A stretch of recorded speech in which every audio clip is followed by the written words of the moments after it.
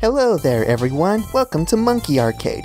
My name is Archie and this is my review of Detective Pikachu. This game came out back in March of 2018, so it's kind of late to be doing this right now, but I wanted to review at least one 3DS game before the system reaches the end of its life. So let's go, Detective Pikachu! See what I did there? Let's go, like the spin-offs that were just announced? Nah, never mind. Now, a little background on myself. I am a big Pokemon fan.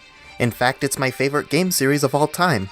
Though I'm not really into very many Pokemon spin-offs. I've played and own a few spin-off titles, like one of the first Mystery Dungeons and Pokepark, and I just bought Pokemon XD and have tried Pokken Tournament on my Switch, but the main core games are really where it's at. But seeing as how the Nintendo 3DS is on the way out and the next games will be coming to the Switch, I decided to give Detective Pikachu a go as a way to pay my last respects to the 3DS, making this quite possibly the last game I will buy for my 3DS.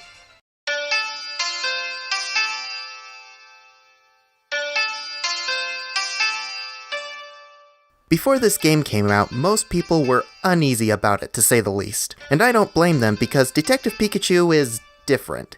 Even for a Pokemon spin-off.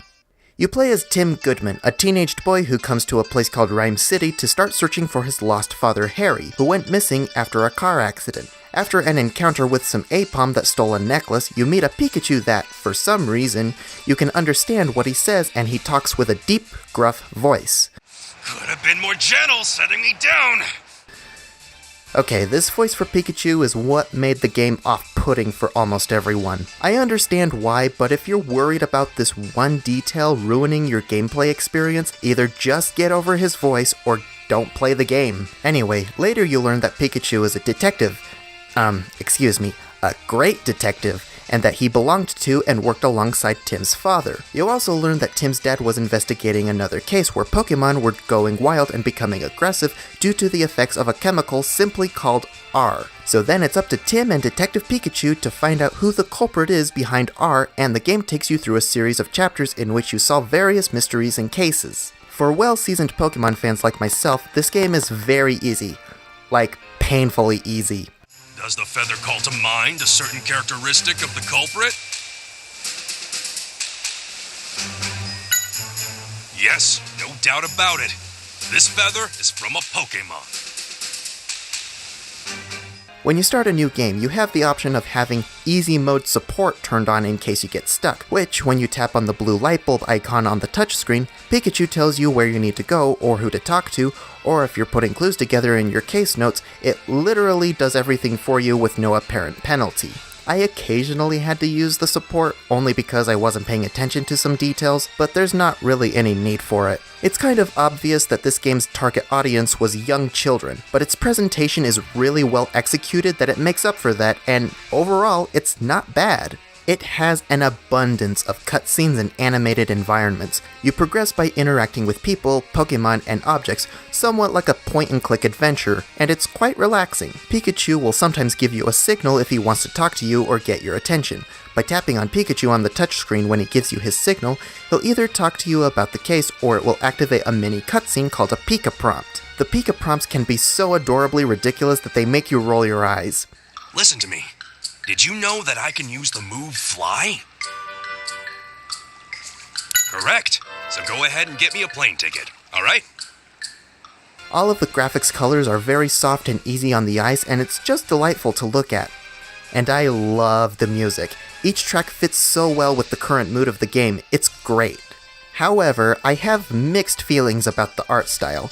Not that it's bad, it's just more of a Western cartoon style instead of anime. I mean, some characters look like they came straight out of Disney movies. The Pokemon fanboy in me dislikes this style used in a Pokemon game, even if it's just a spin-off because, as you may know, Pokemon originated in the style of anime. And it's been concerning me recently how over the years it seems like the Pokemon franchise in general is looking less and less like anime. They usually still maintain elements of anime style, but Detective Pikachu here is straight up not anime. Although I do get why they would make this choice as a way of trying to appeal to more casual fans who may find the art style of anime abstract. It doesn't ruin the experience by any means, but watching this series slowly moving away from its roots does worry me a bit. As far as the game's story goes, it's okay. There's some mildly cheesy and cliche moments, for instance a plot tie-in to the legendary Pokemon Mewtwo, as if that hasn't been done already several times. Okay, I'm sorry, I can't really give it flack for that, because Mewtwo's involvement does make sense later on, so it's easy to overlook. Maybe I just have an anti-Gen 1er catering bias. Unfortunately, I do have some other minor complaints. The game periodically takes a break from the pointing and clicking and cutscenes and gives you an action sequence. In these instances, you either press the A button at the appropriate time or mash A, and that's it. These moments are incredibly underwhelming. Like, you really couldn't think of any other ways to make this more challenging or even interesting? Why not also require the player to draw on the touchscreen or blow into the microphone?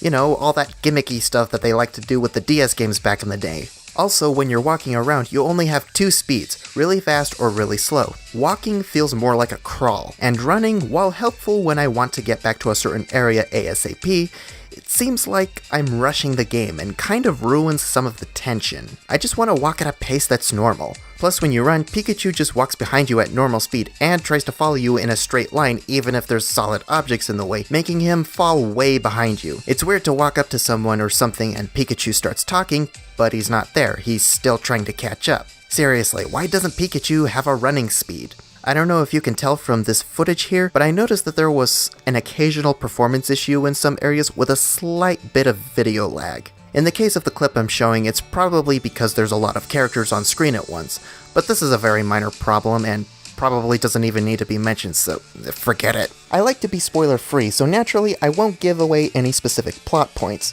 but at the end the game leaves you with something of a cliffhanger. I assumed that the rest of the story would be continued in the post-game, but as soon as I started up my save file after the credits rolled, it just resumed the game from the last cutscene. So it turns out there's no post-game, which made me a bit salty because I want to know what happens. But shortly after this, I realized that the rest of the story is probably in the Detective Pikachu movie, because there's supposed to be a Detective Pikachu movie. I don't know any details about when the movie's supposed to come out or anything, so I guess we'll just have to wait and see. Finally, I want to talk about the Detective Pikachu amiibo. Yes, I also bought the gigantic amiibo, and with the help of my trusty assistant here, I will demonstrate what it does. First, let me tell you a little bit more about the Pika prompts. On the title screen, there's an option titled Pika prompts, which lets you rewatch Pika prompts from chapters you've already cleared, kind of like a cutscene theater. Scanning the Detective Pikachu amiibo will help you unlock more Pika prompts for you to watch. And let me get this out of the way, no, your Smash Bros. Pikachu amiibo won't work with this. It only works with Detective Pikachu specifically. But apparently, scanning the amiibo unlocks all of the Pika prompts for the entire game. I waited until after I beat the game to scan the amiibo because I thought that it would unlock some bonus Pika prompts that you couldn't see any other way. But since I already beat the game, I had already unlocked all of the Pika prompts, so my amiibo really didn't do anything. So if you unlock all these mini cutscenes early, wouldn't that technically spoil some of the game for you? And if you're like me, you don't want to know what Pikachu has to say at the end of the game, which makes this amiibo really pointless. Pretty much the only thing it has going for it is its unique size, so it's not really worth $30 or whatever scalpers are selling it for. Yeah, a big disappointment, but it does look kinda cool on my shelf. Alright, in conclusion, what do I think of Detective Pikachu? It has a few shortcomings, it's not perfect, but its low difficulty and cinematic approach make for a calm, pleasant experience. I definitely recommend it to parents who are looking for games for their children to play, or if you just want something to relax to. I rate it 5 out of 7 stars.